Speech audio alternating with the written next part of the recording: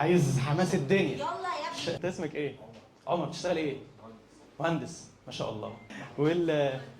مهندسه. واضح ان انتوا ايه؟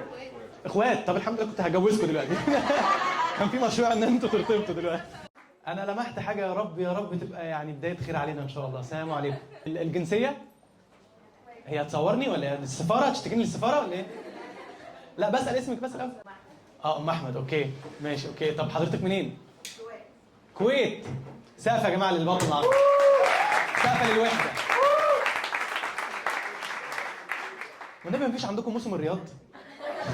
مفيش موسم الرياض في الكويت خالص بجد؟ دوري كده يا ام احمد، والله ممكن تلاقي عندك يعني الموسم كويس. ولو جيت جبتهولك. حاجات مصريه معفنه بتاعتنا كده.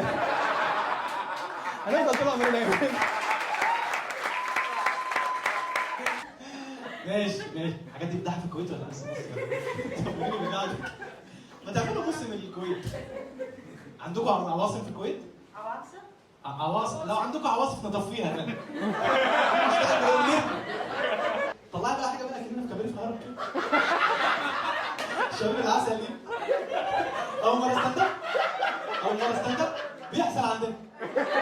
لو في حلوه 1000 جنيه.